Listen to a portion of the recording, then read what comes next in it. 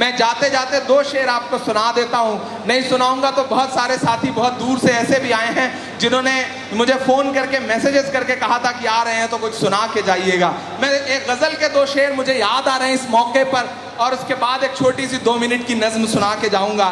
मैं कुछ देर तो नेता रहता हूँ, फिर मेरे अंदर का शायर जाग जाता है तो वो बाहर निकल आता है। और मुझे खुशी है कि आज मोहतरम मल्लिकार्जुन खड़गे साहब ने भी बड़े अच्छे अच्छे शेर सुनाए। उन्होंने अल्लामा इकबाल साहब तक को याद किया, उनके लिए शेर सुनाए।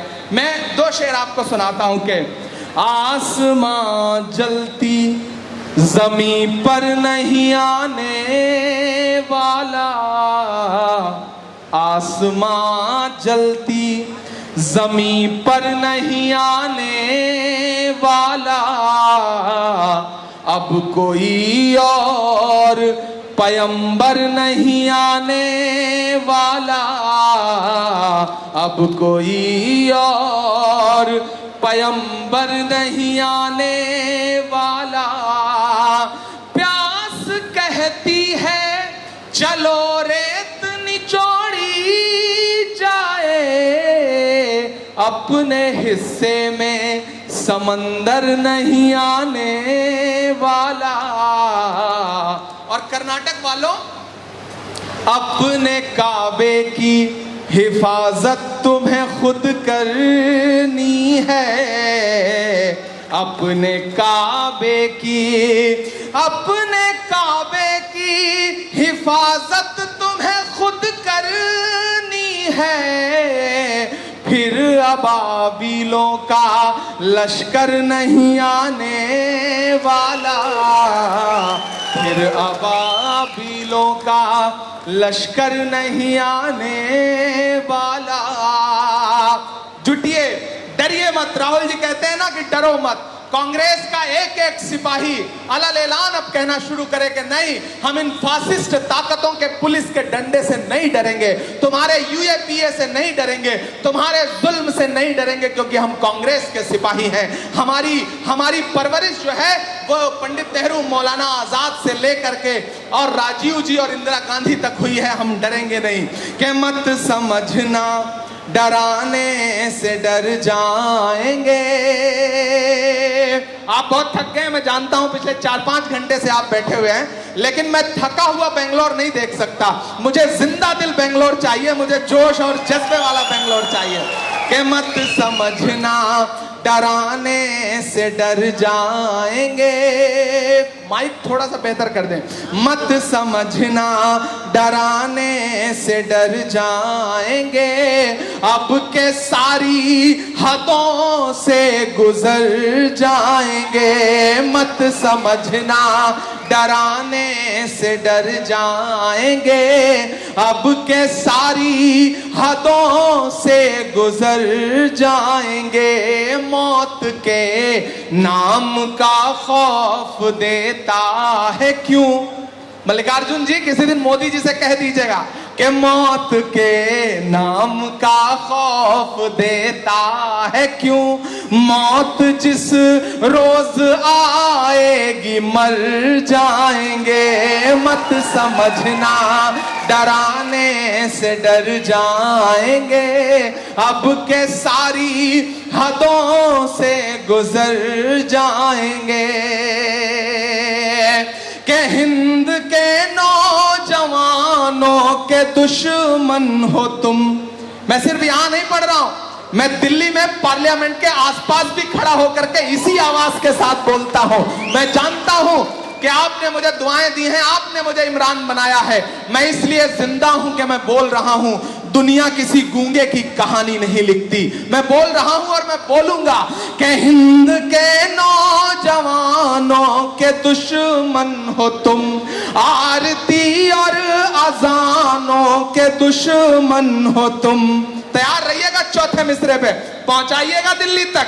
के आरती और अजानों के दुश्मन हो तुम, हिंद के नौजवानों के दुश्मन हो तुम। पहले तो हिंदू मुस्लिम के दुश्मन थे, पर आजकल तो किसानों के दुश्मन हो तुम। लेकिन अन्नदाता से उलझे हैं इस बार ये, जो हमें अन्न देता है वो किसान के अन्नदाता से उलझे हैं इस बार ये। मोदी या शाह हो सब सुधर जाएंगे, मत समझना डराने से डर जाएंगे, अब के सारी हदों से गुजर जाएंगे। और जो ये कहते हैं कि कांग्रेस ने क्या दिया, मोदी जी एक दिन पार्लियामेंट में खड़े होकर के कह रहे थे कि कांग्रेस ने 70 साल में क्या दिया, क्या बनाया, क्या बनाया। राहुल जी ने पलट के मल्लिकार्जुन जी से कहा कि बताइएगा मत, जो बताइएगा ये उसको भी बेच देंगे, क्योंकि इनका काम सिर्फ और सिर्फ बेचने का है, मत बताइए। ये बेचने वाले लोग हैं। नरेंद्र मोदी साहब, कांग्रेस ने 70 साल में इतना कुछ बनाया है कि आप पिछले 7.5 साल में बेचते बेचते थक गए, लेकिन बेच नहीं पा रहे हैं। इतना कुछ बनाया है कांग्रेस पार्टी ने, इस देश को कांग्रेस ने बनाया है। सवाल उठाने वालों, मैं बताता हूं कांग्रेस ने क्या दिया, कि हमने ज़मज़म दिया, आबे गंगा दिया, हमने ज़मज़म दिया, आबे गंगा दिया, तुमने भारत को दंगा ही दंगा दिया। और ये जो कांग्रेस का झंडा है, आखिरी 2 लाइनें, और यहां से लेकर के वहां तक कांग्रेस का कोई भी सिपाही इसके एहतराम में, ये जो 3 रंग हैं इस झंडे में, इन 3 रंगों को मैं अपने एक मिसरे में शामिल करता हूं। यहां से वहां तक एक एक आदमी तैयार रहेगा जो मैं मिसरा पढ़ने जा रहा हूं, कि हमने ज़मज़म दिया, आबे गंगा दिया, तुमने भारत को दंगा ही दंगा दिया, तुमने एक रंग के ख्वाब देखे मगर, तुमने एक रंग के ख्वाब देखे मगर, हमने हिंदुस्तान को तिरंगा दिया। ये तिरंगा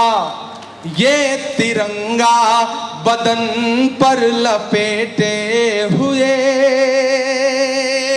ये तिरंगा बदन पर लपेटे हुए, एक दिन इस जमीन में उतर जाएंगे, मत समझना डराने से डर जाएंगे, अब के सारी हदों से गुजर जाएंगे।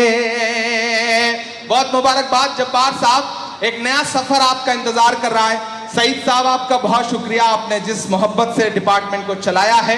अब जब्बार साहब की जिम्मेदारी बनती है कि उसे और आगे ले जाएं।